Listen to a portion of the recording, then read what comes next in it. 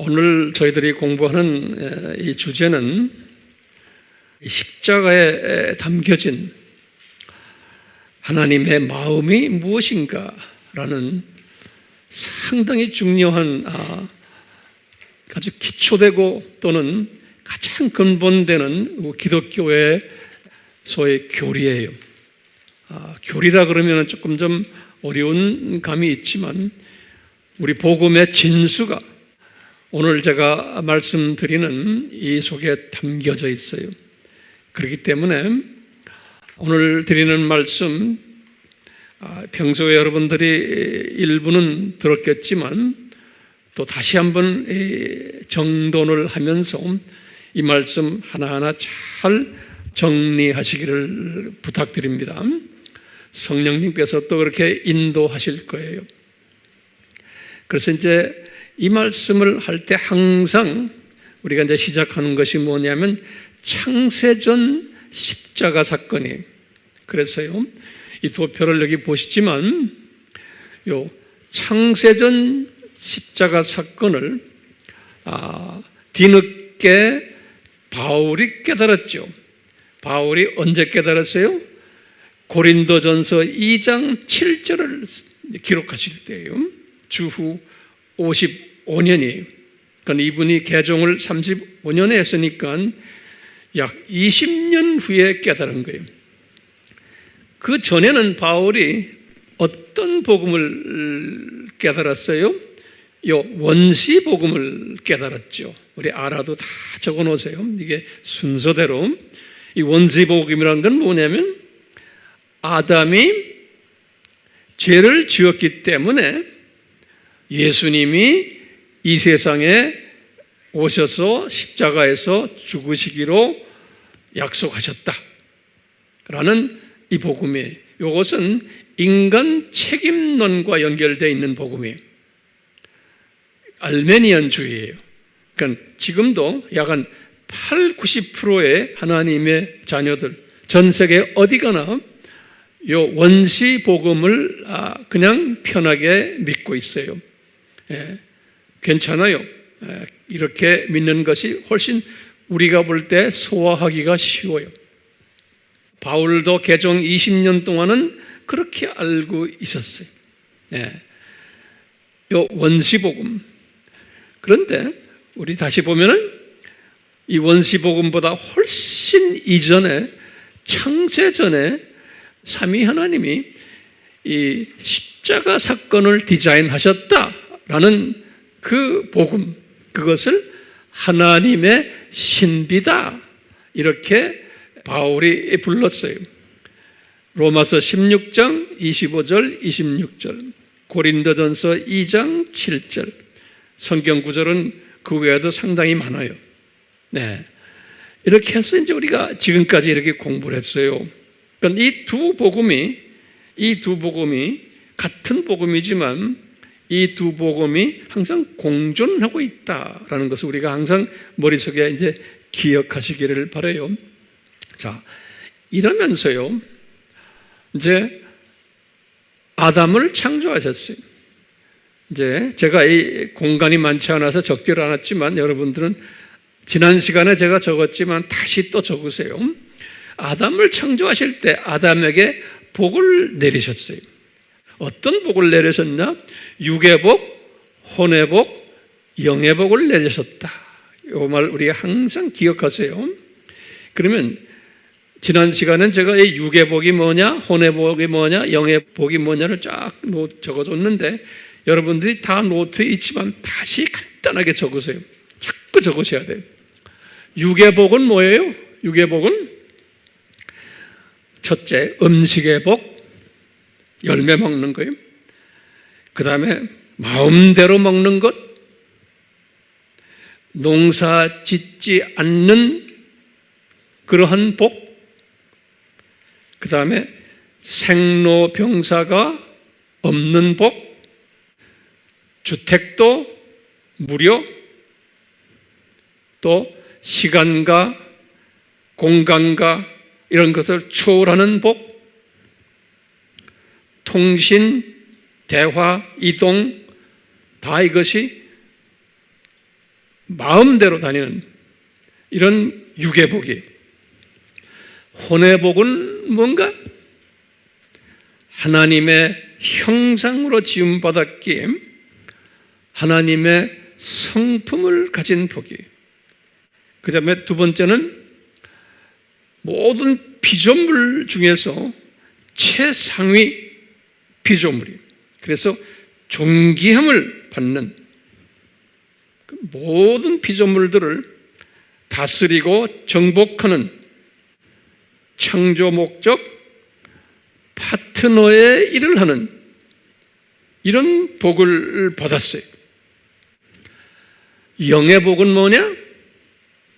하나님과 연합되는, 아담의 영이 하나님의 영과 연합된, 그래서 하나님의 자녀가 된 복, 하나님의 씨를 받은 복, 이런 복을 이분이 받았어요.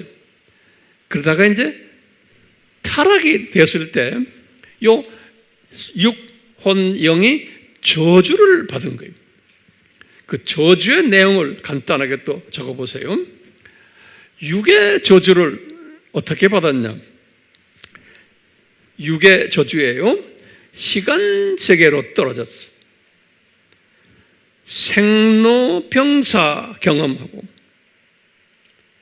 시간 공간의 제한을 받고 통신 대화도 이동도 제한받고, 그 다음에 땀을 흘려야 농사를 지어서 곡식을 먹을 수 있어요. 노동의 고통을 경험하고, 그 다음에 아기를 낳을 때도 산고를 경험해야 되고, 그 다음에 죽어서 흙으로 돌아가는, 이제 가죽 옷을 입어야 되는, 이런 모든 것이 육의 저주예요. 혼의 저주는 어떻게 받았나? 사탄의 성품을 가지게 됐고요. 가인이 질투하고 살인한 예지요. 그 다음에 최상위 피조물인데 거기에 대한 자신의 정체성에 대해서 무지하게 되고 무관심하게 됐어요. 또는 창조 목적 파트너의 그 권한을 부여받은 자였는데 여기에 대해서도 무지하고 무관심하게 되어버렸어요. 그리고는 두더지 시각자로 되어가지고 자신의 당면한 생존 문제에만 급급하는 그런 사람으로 변해버린 거예요. 이게 저주예요. 우리가 지금 그런 상황 속에서 살고 있는 거예요. 영의 저주는 어떻게 받았나? 하나님의 씨를 상실받았어요. 하나님의 자녀권도 상실받고 대신 사탄의 씨를 받았어요. 그래서 사탄의 자녀가 되어버린 거예요. 그렇기 때문에 이제 죽을 때는 지옥으로 가게끔 되어 있는 거예요. 그리고는 때가 되면 이제 7,000년이 끝나면은 불못으로 던져지는 이런 그 저주를 받았던 거예요. 지난 시간에 우리가 이 이야기를 했어요. 자, 그런데 이제 여기에서 이었어요. 이 저주 때문에 예수님께서 사탄에게 나타나셔서 원시복음을 주셨어요. 내가 너와 너의 후손과 싸움이 있을 거다. 그런데 내가 승리할 거다. 이 말씀이 원시복음이죠. 창세기 3장 15절에. 그런데 이 원시복음에는 정확히 십자가의 저주 이야기는 구체적으로는 없어요. 상징적으로만 그렇게 원시복음을 이야기했지 구체적으로 십자가상에서 이런 일이 있을 것이라는 것은 상징적으로 했어요. 내 머리를 칠 것이요 나는 내 발이 상처를 입을 거다. 이제 이렇게 해서 이제 간접적으로 십자가 사건을 이렇게 예표로 보여주셨지만 구체화는 되지를 않았어요. 자, 이렇게 해서 지난 시간에 저희들이 이제 이런 공부를 했어요. 그런데 오늘은 여기에서 이제 우리가 이제 십자가 사건을 좀 더 깊이 조명해서 보려고 그래요. 십자가 사건을. 자, 그런 때 우리 처음에 이제 항상 이걸 하실 때 기독교 하나님은 누군가를 먼저 우리가 짚고 넘어가야 돼요. 그래서 제가 여기다 적어놨어요. 기독교 하나님은 누군가? 그러면 우리 항상요, 기독교 하나님은 엘로힘이다. 우리 항상 공부하잖아요. 그 뜻은 창조자다라는 뜻이에요. 근데 이 내용을 보면 복수로 되는 거예요. 하나님들이에요. 창조자들이 그 어떻게 복수냐? 삼위로 이렇게 되어 있는 분이에요. 그럼 어떻게 삼위라고 우리가 알 수 있느냐? 그러면 여기 보면 마태복음 28장 19절에 예수님이 이렇게 말씀하셨어요. 아버지와 아들과 성령님. 이렇게. 또 그 다음에 이제 바울이 축도를 할 때 똑같이 그랬어요. 아버지와 아들과 성령님의 이름으로. 또 요한도 요한일서 5장 7절에 똑같이 그랬어요. 삼위 하나님을 말씀했어요. 고린도후서 축도는 고린도후서 13장 14절에. 그래서 최소한 이제 신약에서 요 세 성경 구절은 항상 기억해 두실 필요가 있죠. 마태복음 28장 19절, 고린도후서 13장 14절, 요한일서 5장 7절이 요 창조자 하나님이에요. 그렇기 때문에 우리가 지금 창조 목적 공부를 하기 때문에 요 창조자라는 이름을 잊어서는 안 돼요. 자, 그런데 요 창조자 하나님이, 삼위 하나님이 전지하신 하나님이세요. 전지하신 하나님. 이 전지하시다는 말은 뭐냐면 과거도 아시고, 그 말 적으세요. 과거도 아시고, 그 다음에 뭐예요? 현재도 아시고, 그 다음에 미래도 아신다라는 의미가 전지. 그 영어로는 뭐라고 그래? omniscient 그러죠. omniscient God 그래요. omniscient God. 그러니까 전지하신 하나님이기 때문에 이게 굉장히 중요한 개념이에요. 창세전에, 여기 창세전이라는 개념을 꼭 잊지 말아주세요. 창세전에, 그러니까 이때예요. 창세전에, 우리 지난 시간에 그랬죠. 하나님의 꿈이 뭐였어요? 하나님의 꿈이 이제 장차 피조물들을 만들어서 며칠 동안 만들어요? 첫째 날은 안 만들고 다섯, 여섯, 일곱, 7일 동안 창조주다. 어떻게 보면요, 이때 하시면서 아주 좋으셨다. 기억나시죠? 이렇게 하시면서 이분이 그렇게 기분 좋으신 것이 뭐예요? 앞으로 이 혼인잔치가 있지만 그거보다 더 멀리 보면 이 행복 공동체를 만들기 위해서 그러는 거예요.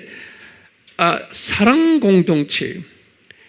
우리에게 창조 목적 파트너십을 주셔가지고 우리로 하여금, 하나님의 자녀들로 하여금 모든 피조물들을 다스리게 하면서 이 피조물들에게 창조 목적을 가르쳐주고 또 가이드해주고 또 격려도 해주면서 이 모든 피조물들과 함께 창조주 삼위 하나님에게 경배드리고 찬양드리고 이분들을 행복하게 해드리는 일이, 그러면 이 행복을 받으신 이 삼위 하나님께서 그 영광 받으신다 그러죠. 우리에게 이 모든 자기의 행복을 나눠주는 이 공동체, 이것이 창세 전에 삼위 하나님이 디자인하신 거예요. 삼위 하나님이, 그러니까 창세를 하기 전에, 피조물들을 만드시기 전에 이렇게 하실 것을 삼위 하나님이 디자인하신 거예요. 그래서 앞으로 우리가 피조물들을 창조해가지고 이 피조물들과 함께 우리가 멋있는 행복한 영원한 삶을 살자라는 것이 삼위 하나님의 창세전의 디자인이에요. 그런데 여기 항상 지도자급을 하나님의 형상으로 만든 인간을 설정한 거예요. 그러니까 최상위 피조물로. 그래서 이제 이 사람을 만들어서 이 일을 수행하시려고 하신 거예요. 예. 그런데 이것을 하나님의 꿈이라고 제가 이렇게 한번 만들어 봤어요. 이 꿈. 근데 창세전에 이런 디자인을 하시고는 삼위 하나님이 이 꿈이 실현되지 못할 것을 미리 아셨어요. 전지하신 하나님이시기 때문에 우리가 이런 꿈을 가지고 있지만 이 꿈이 실현되기가 힘들겠구나. 불가능은 아니에요. 실현되기가 힘들겠구나. 이것을 미리 아셨어요. 그렇기 때문에 이분들이 왜 이것이 힘들까라는 것을 어떻게 미리 아셨나? 이 피조물들이 특히 인간 최상위 피조물인 인간이 하나님을 다시 말해 이 삼위 하나님을 경외하지 않을 것을 미리 아셨어요. 이게 중요한 개념이에요. 이 경외하지 않을 것을. 그러니까 우리가 하나님을 경외한다는 뜻이 뭐냐면요. 이 하나님의 속성이 12가지 속성이 있거든요. 이 삼위 하나님은 존재적으로는 삼위시고 자존하시고 영원하시고 불변하시고, 사역적으로는 창조자시고 전지하시고 전능하시고 무소부재하시고, 성품적으로는 사랑이시고 자비이시고 은혜로우시고 공의로우시고, 이 최소한 12가지 속성들이, 이 12가지 이 속성들에 대해서 이분들이 경외하지 않을 것을 머릿속으로는 알고 있지만 경외하지 않을 것을 미리 아셨어요. 삼위 하나님이. 언제 아셨어요? 창세 전에. 왜? 전능하시기 때문에 미리 아신 거예요. 사람 만들기 전에. 왜냐하면 이분들에게 이제 앞으로 복을 주실 텐데, 육헌영의 복을 주실 텐데, 이분들이 자기네가 노력을 해서 복을 받는 게 아니고 무료로 이 복을 받기 때문에, 아까 제가 말했죠? 이 복들, 3가지 복들이죠. 이것을 자기네의 노력 없이 무료로 받기 때문에 이 피조물의 한계성이에요. 피조물은 모든 것을, 이 엄청난 복을, 육, 혼, 영복을 자기네 노력 없이, 무료란 말은 조금 이상해요. 노력하지 않고 그냥 이렇게 받게 될 터인데, 하나님이 이제 창세전에 지금 하나님이 지금 생각하시는 거예요. 이 피조물들이 자기네 노력 없이, 대가 없이 이런 것을 받게 되면은 이것을 당연하게 생각하는 것도 있고, 이 피조물의 한계점이 또 이 세 복에 대해서 가볍게 생각하는 거예요. 왜 이 세 복을 받았는지에 대한 그 목적을 가볍게 생각하고 관심 없게 되고, 또는 무지하게 되고, 또 감사도 하지 않는 이런 분들이 될 것을 미리 아셨어요. 그게 피조물의 한계성이에요. 뭐든지 무료, 노력 없이 가지면 피조물은 그래요. 그것만이 아니고 이 복에 대해서 그렇게 생각하는 것만 아니라 이 주신 분, 이 3가지 복을 주신 분, 삼위 하나님이에요. 이 주신 분에 대해서도 별로 경외함이 없는 거예요. 이 12가지의 경외함, 이 경외함이 없는 거예요. 이제 우리 성경 구절을 좀 적으세요. 제가 예전에 다 줬지만 중요한 성경 구절 여기다 제가 적지는 않았어요. 시편 111편 10절에 뭐라 되어 있어요? 하나님을 경외하는 것이 지식의 근본이다, 시작이다 그랬어요. 이거 지혜의 시작이다, 지식의 시작이다. 그런데 잠언 1장 7절에는 솔로몬이 그랬어요. 하나님을 경외하는 것이 지혜의 시작이다 그랬어요. 시편 111편 10절은 하나님을 경외하는 것이 이 경외하는 것이 지식의 시작이다. 그리고 그러니까 지식의 기본이라는 거예요. 그러니까 지식이 있다는 건 뭐냐? 이것을 경외하는, 하나님을 경외하는 거예요. 이 속성을. 잠언 1장 7절엔 뭐라고 그랬어요? 하나님을 경외하는 것이 이 12가지의 속성을 항상 경외하는 것이 뭐예요? 지혜의 시작이라는 거예요. 그런데 우리 알다시피 이스라엘 사람들이, 하나님의 자녀들이 왜 바벨론 사건이 일어났냐? 왜 아수르 사건이 일어났냐? 그럴 때 호세아에게 가르친 거예요. 호세아서 4장 6절에 호세아야, 내 자녀들이 왜 이렇게 722년 사건, 586년 사건이 일어나는지 아느냐? 내 자녀지만 하나님을 경외하는 지식이 없기 때문이라는 거예요. 지식이 아주 적다는 거예요. 결여되어 있다는 거예요.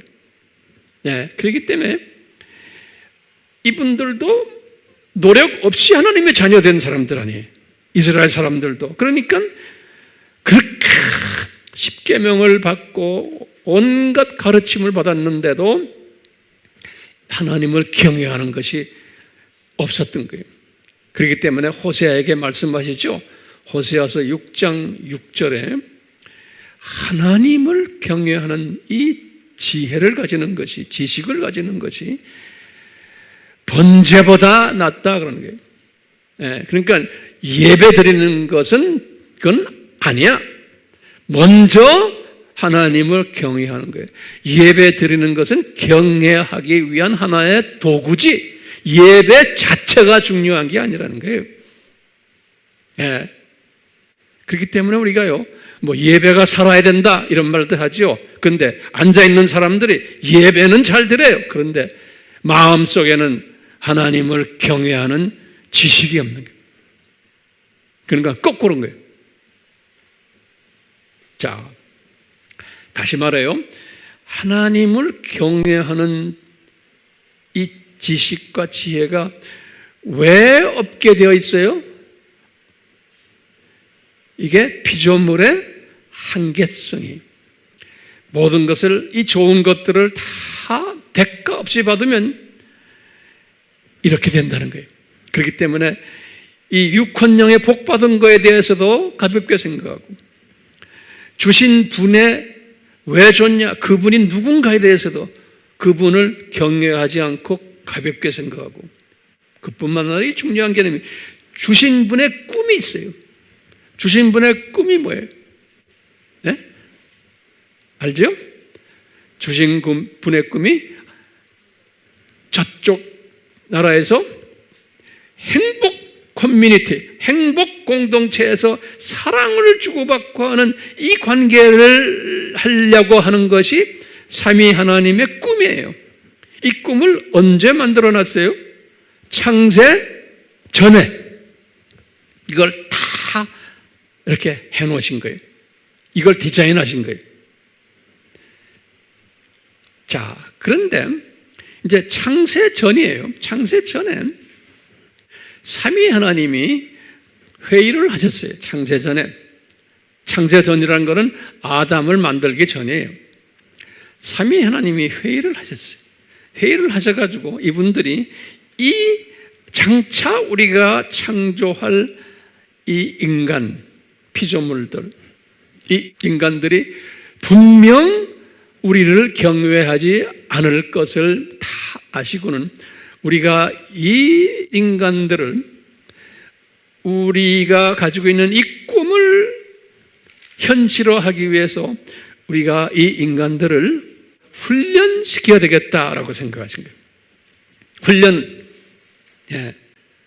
다시 말하면 좀 우리가 준 이 모든 복들을 한번 다 뺏어버리자. 훈련의 목적이 뭐냐? 뺏어버리자. 그래가지고 고생을 실컷 시키자. 그 뺏어버리자 하는 것이 저주인 거예요. 저주. 예. 한번 뺏어버리자. 뺏어가지고 고생을 좀 시킨 다음에 다시 주자. 이것이 창세전에 디자인된 거예요. 그러니까 창세전에 지금 요거 보세요. 요거 있죠, 요거. 저 세상, 이 세상, 저 세상을 디자인하신 거예요. 삼위 하나님이 디자인하셔가지고 이분들을 역기능적 교육 프로그램을 디자인하셔가지고 훈련시키자. 그런 거예요. 거기에 의해서 지금 아담을 창조하신 거예요. 이 디자인을 만들어 놓고. 그러니까 아담을 딱 창조하시고는요, 아담을 창조하시고는 육혼령의 복을 준 거예요. 우리가 지지난 시간, 그 전 시간에 항상 이야기했어요. 아담을 창조하시고는 제가 10가지 질문을 던졌죠. 왜 사탄을 당장 불못에 던지지 않으십니까? 뭐 여러 가지 우리 공부 많이 했죠? Yes, no에 했잖아요. 그 기초가 있어야지만 오늘 공부가 가능해요. 그래서 제가 지금 매주마다 여러분들에게 이것을 가르치는 것이 순서적으로 가르쳐 주는 거예요. 순서적으로. 그래서 이 영상으로 공부하는 분들 중에 그냥 들어와서 보면 어려워요. 예전 것을 다 이렇게 공부하시는 게 도움이 돼요. 자, 보세요. 이제 이 복을 줘가지고 이 복을 준 다음에 이 복을 뺏어버리자. 저주를 주자. 그랬어요. 그래서 이제 이 시간 속으로 떨어진 거예요. 이 시간 속으로. 이제 아담이 타락한 거예요. 아담 타락이라는 말은 다시 말하면 이 지금 주신 육혼령 복이 어떻게 된 거예요? 저주화된 거예요. 그렇죠? 육혼령 복이 저주화됐죠? 그러면 이 저주화 됐을 때 그 다음에 중요한 개념이 창세전에 다 디자인하신 거예요. 저주받은 인간이 어떻게 이 복을 회복받을까? 어떻게 이 복을 회복받을까? 그러면 전지하신 하나님이 아셨어요. 이 친구들이 스스로는 회복을 못 받는다. 스스로는. 그러니까 누가 도와줘야 된다는 거예요. 그러니까 스스로 회복을 못 받는다라는 것을 여기 지금 보면 바울에게 말씀하셨어요. 바울이 나중에 이건 봐요. 로마서 3장 20절이에요.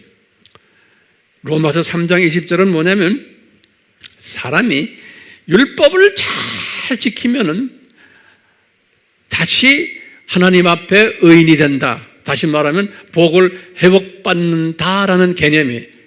그런데 바울이 그래서 율법을 지키려고 율법을 100% 지키면은 회복받아요.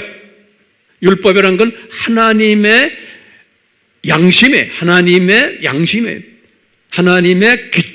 최고의 하나님 자체, 그것을 율법을 던져주는 거예요. 그런데 율법만 100% 지키면 오케이예요. 그런데 바울이 깨닫는 거예요. 바울에게 말씀하시는 거예요. 바울아, 사람이 이 저주에서 복으로 다시 회복받기 위해서 율법을 지키도록 한번 트라이 시켜봐라. 그러면 율법을 아무리 할래도 구약의 이스라엘 사람들에게 한번 연습시켰거든요. 그랬더니 율법을 지킬 수가 없다는 거예요. 그래서 율법을 열심히 지키려고 하면은 아하, 내가 죄인이구나 라는 것을 깨닫게 된다는 거예요. 그게 기가 막힌 로마서 3장 20절이에요. 그러니까 율법을 지켜가지고 내가 이 저주를 회복받고 복으로 다시 돌아가는가? 이게 불가능하다는 거예요. 로마서 몇 장 몇 절이? 3장 20절이에요. 그 다음에 이사야에게도 말한 거예요. 사람이 아주 선행을 해요. 착하게 살아요. 그런데 이사야에게 말씀하신 거예요. 예수님께서 이사야야 말해라. 인간들이 착하게 하는 행동은 내 눈에는 냄새나는 걸레 쪼가리 같다. 그러는 거예요. 이사야서 64장 6절에 24장 이 두 성경 구절 항상 기억하세요. 로마서 3장 20절 율법, 그 다음에 이사야서 64장 6절이 뭐예요? 선한 행동. 아무리 선한 행동해도 내가 잊어버린 이 복을 회복받지를 못한다는 거예요.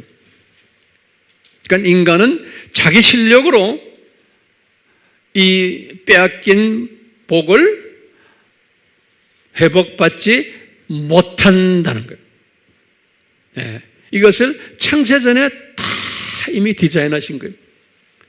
그렇기 때문에 삼위 하나님이 이제 딱 회의를 하면서 뭐 했냐면 예수 하나님이시여 당신이 인간 세계로 내려가라. 내려가서 십자가에서 저주를 말살하는 일을 해라. 이런 게. 그래서 성자 예수님이 성육신 하셔가지고 우리가 지금 갖고 있는 저주를 이분이 십자가에서 완전히 본인이 받아버리는 거예요. 그래서 그것을 대속자라는, 대속했다는 것은 대신해서 그 죄를 뒤집어 쓰셨다. 그런 거예요. 그래서 그것을 영어로는 redeemer 그래요. 요거 한번 발음해봤어요. redeemer 그래요. redeemer. 입으로 하면 redeemer, 액센트가 D에 있어요. 그래서 한국말로는 대속자다. 그런 거예요. 이것을 언제 디자인했어요? 그래서 내가 지금 말하는 게요. 요 창세전에 요 대속자 디자인하신 거예요. 창세전에. 그런데 이것은 하나님의 신비이기 때문에 우리 피조물들이 이것을 소화하기가 힘들어요. 그렇기 때문에 이것은 무슨 주의라고 보면 돼요? 이건 칼빈주의예요. 창세전 하나님의 신비는 칼빈주의예요. 하나님이 다 미리 예정하신 거예요. 그런데 이 예정에 의해서 루시퍼가 타락하게 하고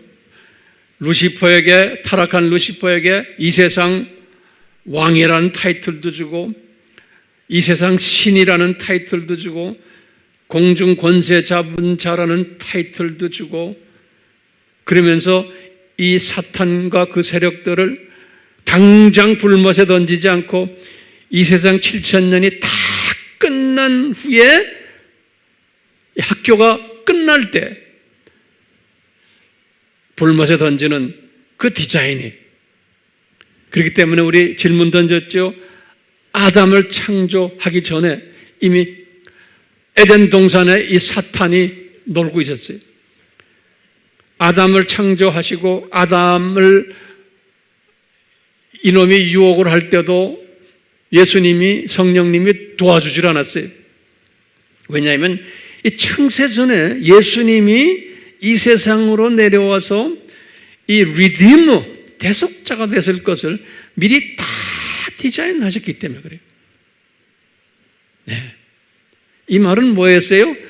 이 세상 7,000년 창조 목적 학교가 디자인되었다는 것이죠. 우리 이거 공부했죠? 이게 우연히 생겨난 것이 아니라는 거예요. 예. 자, 이것을 전제로 깔아놓고요. 여러분도 제가 얼굴을 보고 있어요. 이걸 잘 따라오시는지. 잘 따라오시죠? 이것을 전제로 해놓고 이제 여기서부터 잘 보세요. 아담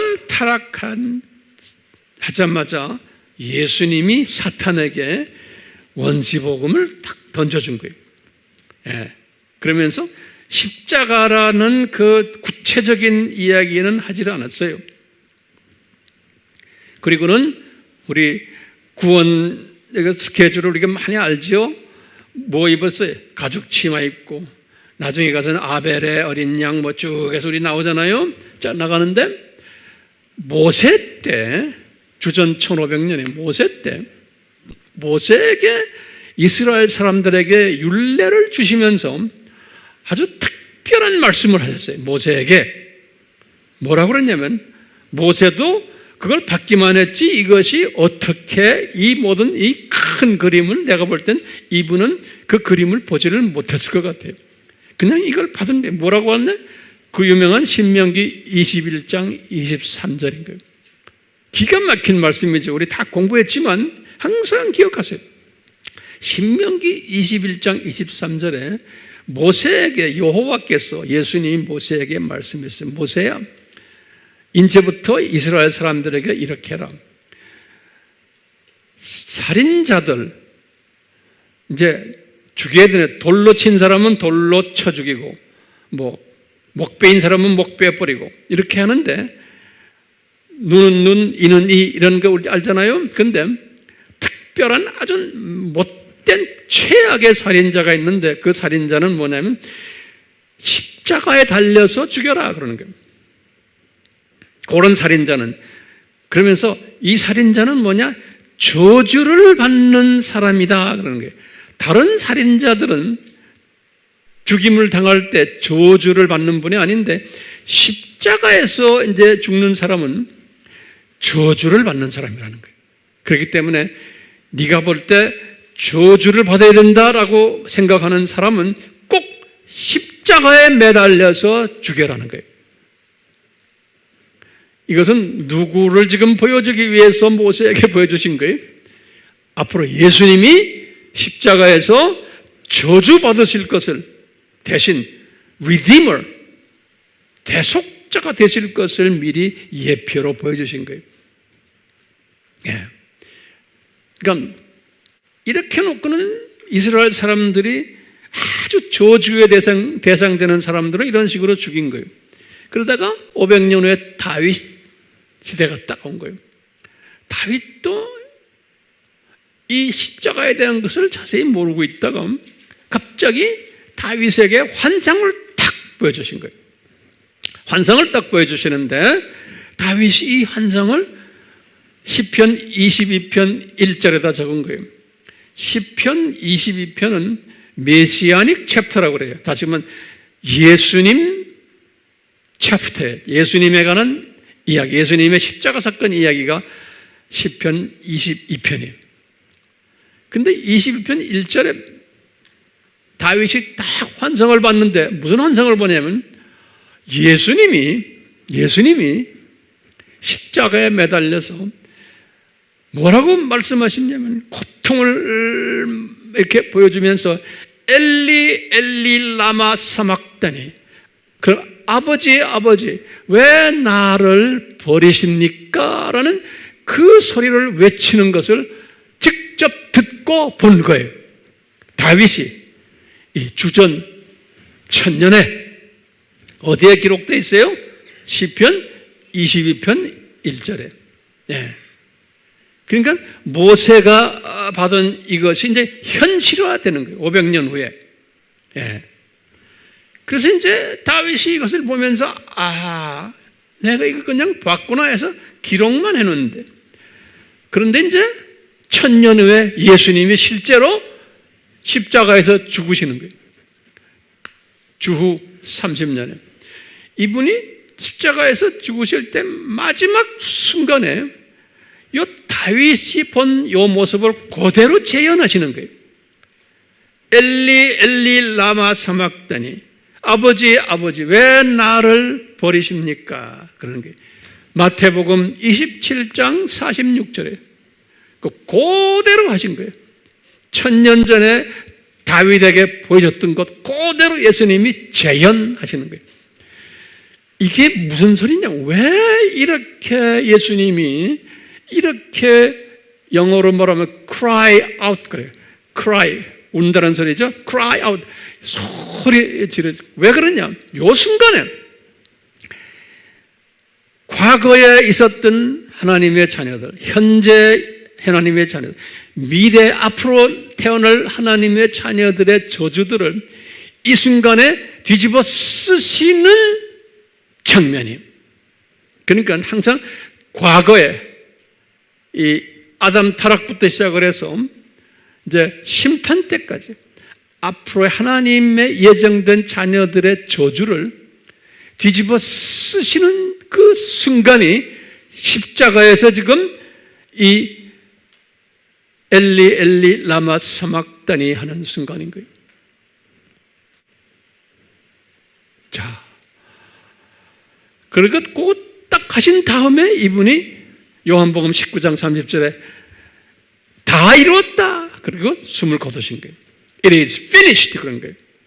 그러면 이 다 이루었다는 것은 언제 시작한 거예요? 예? 창세 전에 디자인하신 것을 이제 이루었다. 다 이루었다 하는 거예요. 요한복음 19장 30절에. 예. 그러니까 드디어 대속자가 되셨다. 리디머가 되셨다. 그 순간에. 그리고는 이 사건을 바울이 갈라디아서를 쓸 때 주 49년에 예수님께서 성령님을 통해서 바울에게 말씀하시는 거예요.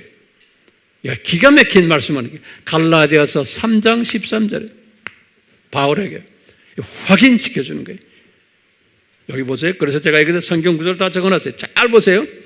그리스도께서 우리를 위하여 저주가 되셨다는 거예요. 저주가 되셔서 율법의 저주에서 왜 율법의 저주라고 그래요? 로마서 3장 20절에 율법을 100% 지키면은 저주가 말살된다라고 하나님이 말씀하시는데 율법 가지고는 저주가 말살이 안 된다는 거예요. 그렇기 때문에 율법의 저주예요. 불가능한 거예요. 율법 가지고는. 율법의 저주에서 우리를 대속하셨느니라. 다시 말해 뒤집어 쓰셨느니라. 이 저주를, 이 율법의 저주를 이제 이분이 뒤집어 쓰셨다는 거예요. 대속하셨다. 그래서 리디머라고 해요. 그러시면서 바울이 요 모세에게 하신 말씀을 그대로 인용하는 거예요. 기록되었으되 신명기 21장 23절에 나무에 달린 자는 누구나 저주받은 자라. 그러니까 십자가에서 죽는 사람은 저주를 받는 사람이라는 거예요. 바울이 깨달은 거예요. 아, 이 창세전 이 저주 이야기가 이것이 이거구나. 그리고는 베드로도 또 깨달은 거예요. 이 베드로전서 2장 24절에 베드로는 주후 64년에 이분이 65년에 순교당했거든요.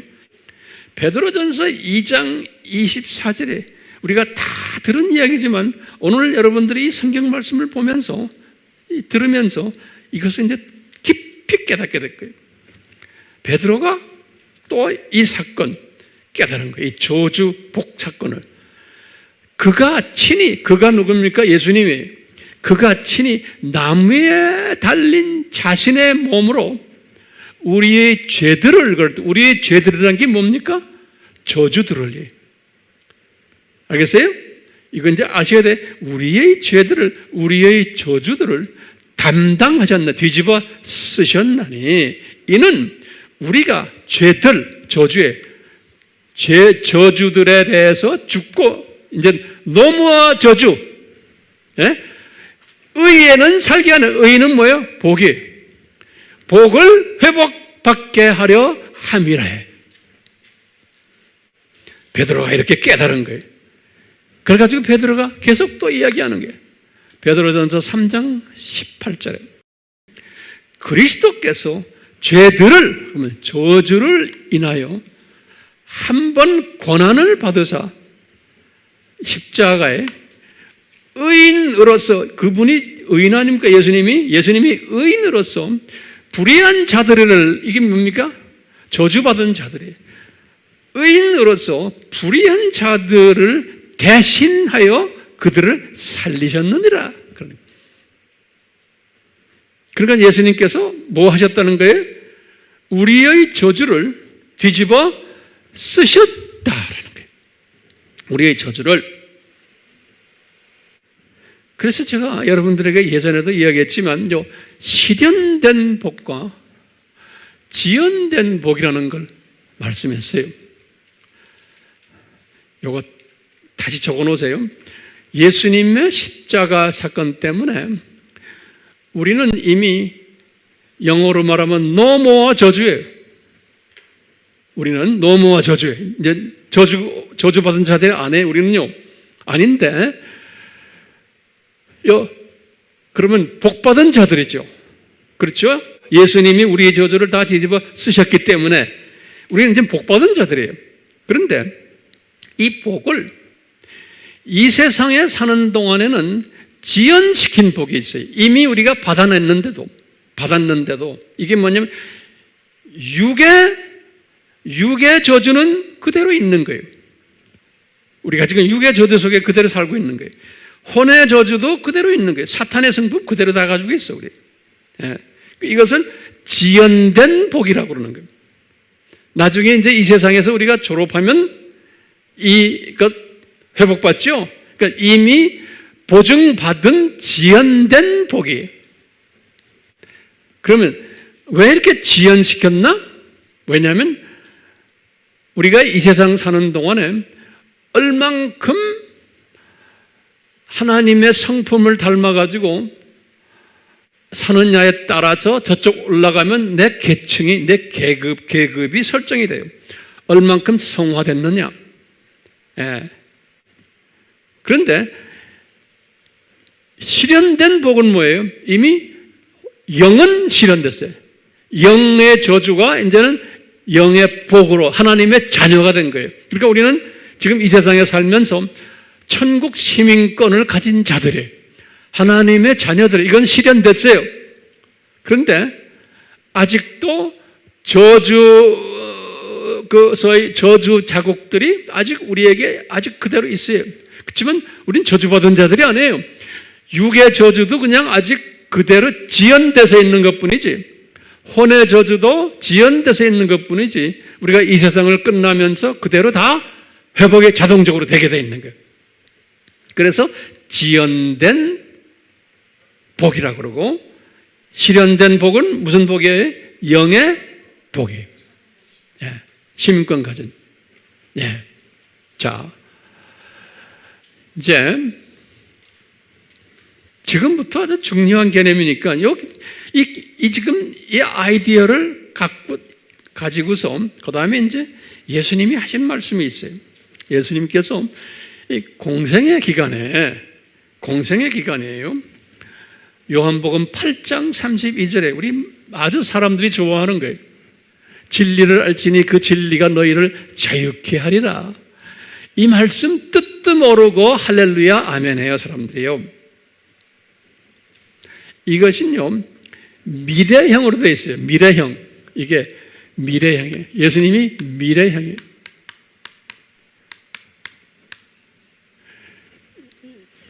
영어로 그때 You shall know the truth. 이 truth, 이 진리가 누굽니까? 예수님이죠. 어떻게 알아요? 요한복음 14장 6절에 예수님이 내가 곧 진리다 그랬어요. 그래서 이 진리는 예수님이에요. 그러니까 예수님을 알지니, 나를 알지니 그랬어요. 나를 알면은 그 다음에 미래형으로 되어 있어요. 그 진리가 내가 너희를 자유케 하리라.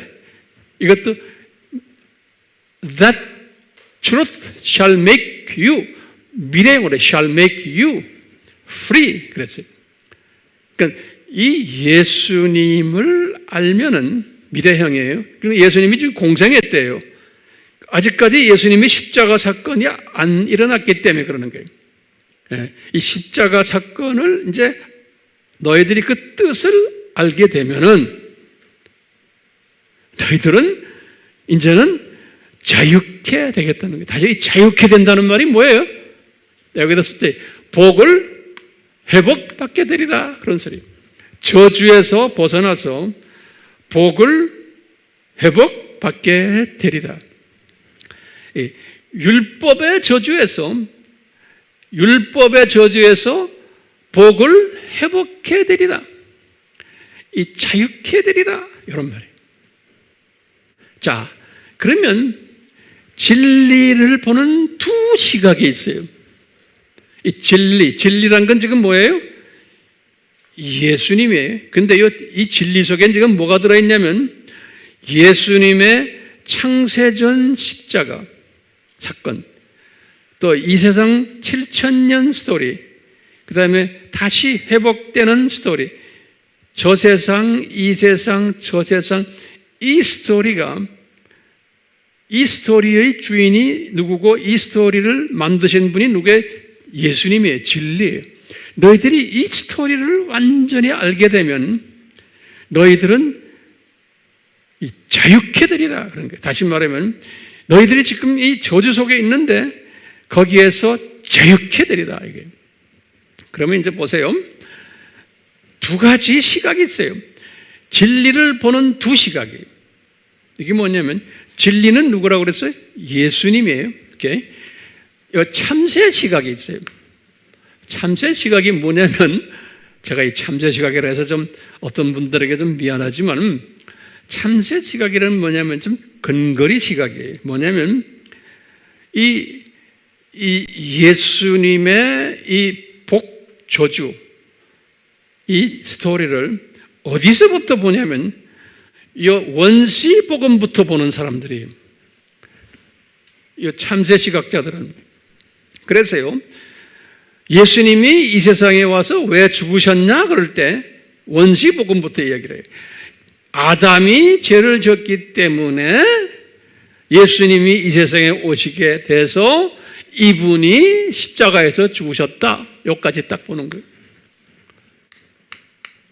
이게 제가 참새 시각이다 이렇게 보는 거예요.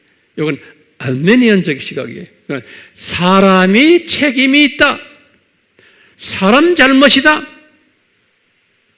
그래서 우리에게 복을 주시려고 이분이 저주를 떠맡았다.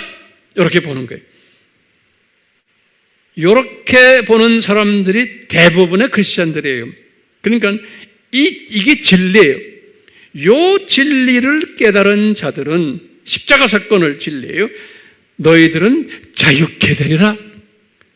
다시 말하면 너희들은 이 복을 회복받으리라. 근데 이 복은 무슨 복이에요?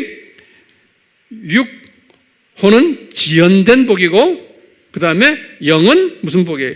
실현된 복이에요. 이것을 받으리라 그런 말이에요.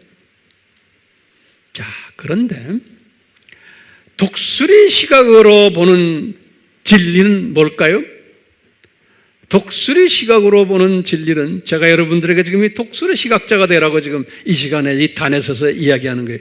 독수리 시각으로 보는 진리는 창세전에 이 진리가 십자가 사건을 아버지와 성령님과 함께 디자인하시고 창세전에 인간으로 내려올 것을 다 디자인하시고 이것을 실제로 내려오셔서 이분이 사탄에게 아담 타락 때 말씀하시고 원시복음을 주시고 거기에 의해서 쫙 4,000년 지나다가 이분이 실제로 저주를 떠맡으시고 그뿐 아니라 여기서 연결되는 게 그뿐 아니라 교회 시대가 시작이 되면서 요 진리를 너희들은 나가서 외쳐라.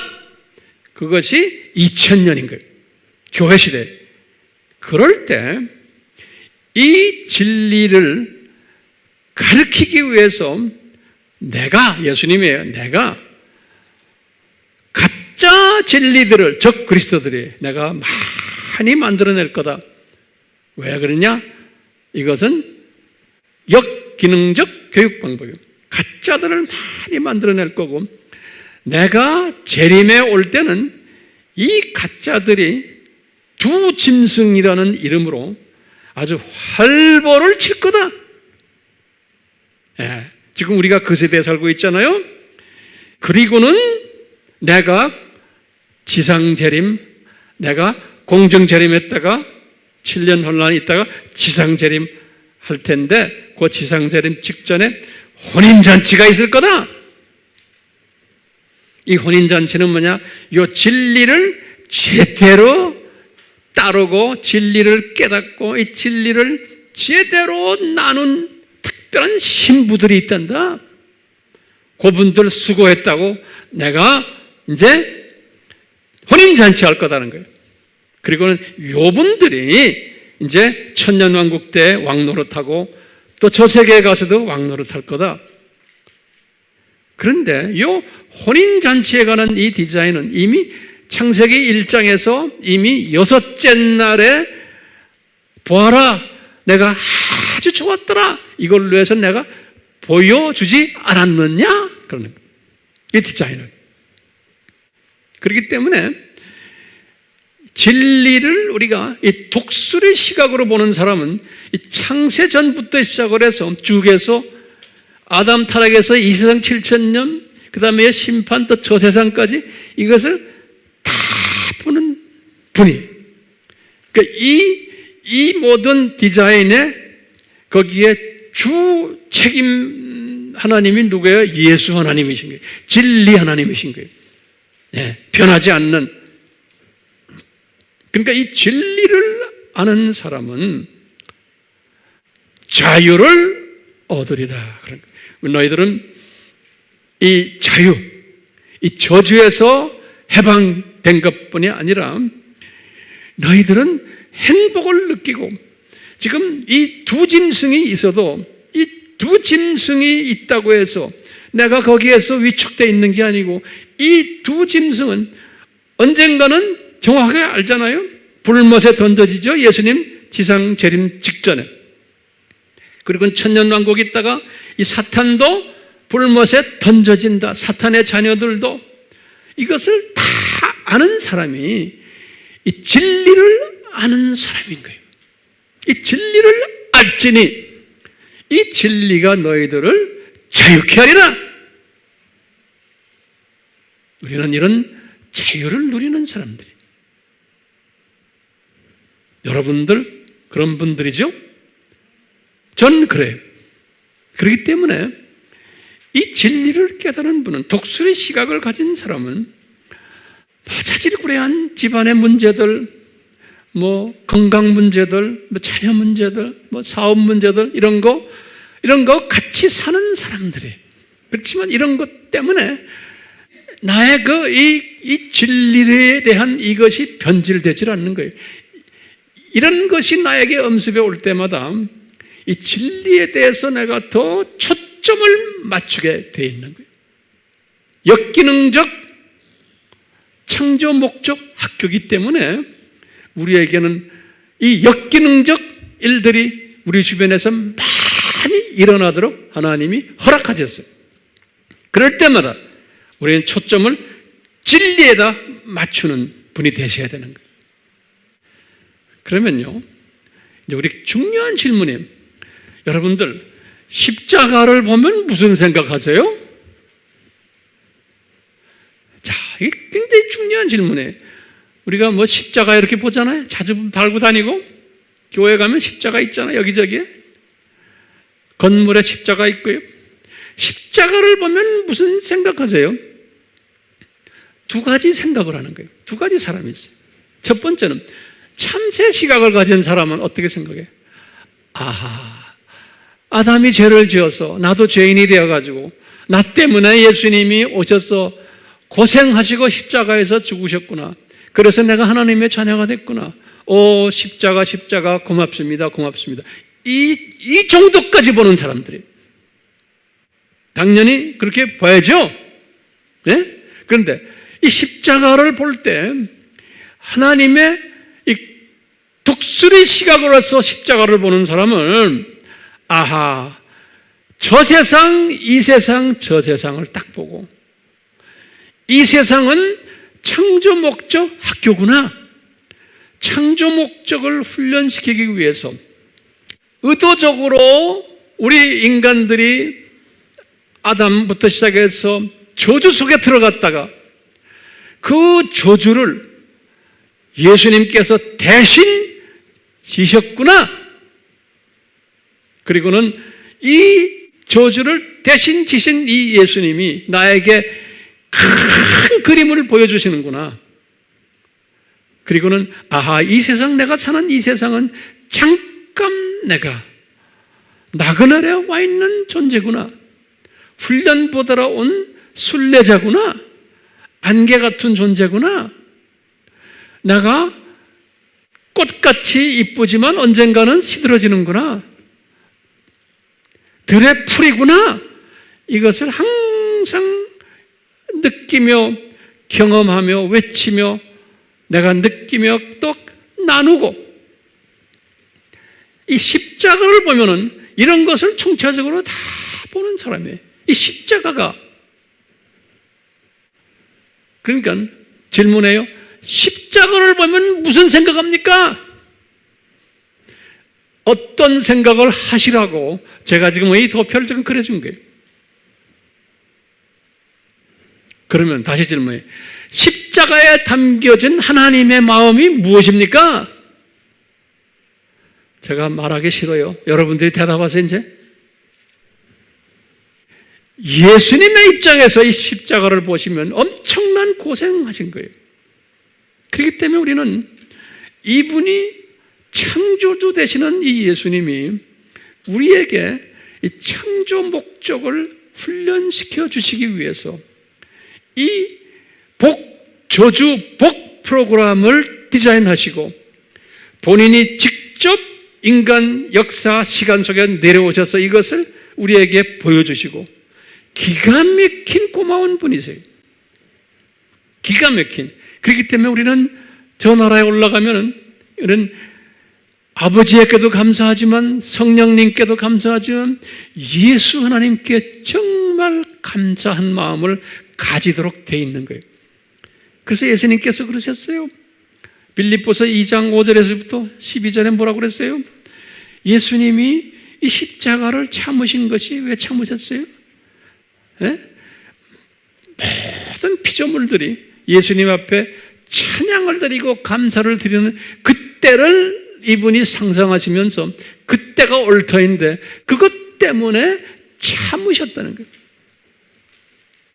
그러니까 우리는 이 예수님을 섬기는 우리는 십자가를 보면서 오늘 제목이 십자가에 담겨진 하나님의 마음이 무언가 참 어렵지만 이 설교는 한 번 들어서는 안 돼요. 또 듣고 또 듣고. 그래가지고 이 십자가의 의미가 이렇게 큰 의미가 담겨 있다는 것을 다시 한번 우리가 명심하기를 바라요. 아멘? 예, 아멘. 제가 기도하겠어요. 우리 예수님, 우리 피조물들이 이 조그만 머리로, 그 이성으로, 우리가 가지고 있는 지적 능력으로 이 엄청난 예수님의 그 디자인을 소화한다는 것은 거의 불가능합니다. 그러나 예수님, 우리에게 세미한 음성으로 가르쳐 주시고 말씀해 주시고 성령님의 감화 감동으로 우리의 마음을 건드려 주셔서 우리가 이 세상을 사는 동안에 지금 여러 가지 산고들이 일어나는 이것을 보면서 이 산고를 내가 능히 소화하면서 이 세상을 승리하는 자들로 만드는 그 일에 주변의 많은 사람들에게 이 주님의 이 십자가 사건을 잘 잘 나누는 지혜자들 되도록 은혜 베풀어 주시옵소서. 우리가 이 십자가를 생각하며 지금 찬송을 계속하겠습니다. 성령님, 성령님, 우리에게 더욱 구체적으로 가르쳐 주시고 역사하시옵소서. 예수님의 이름으로 기도드리옵나이다. 아멘.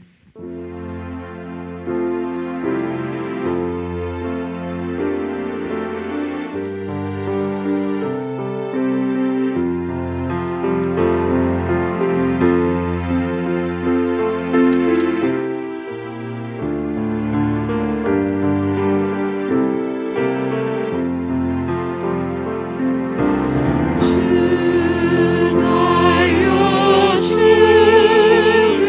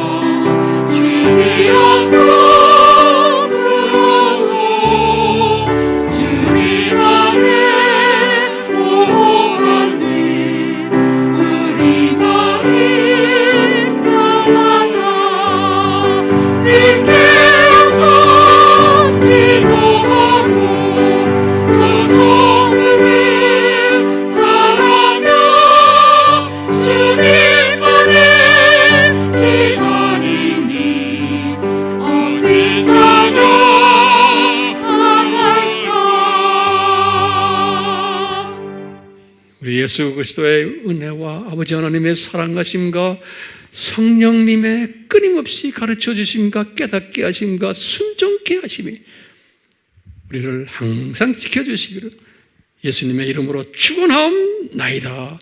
아멘.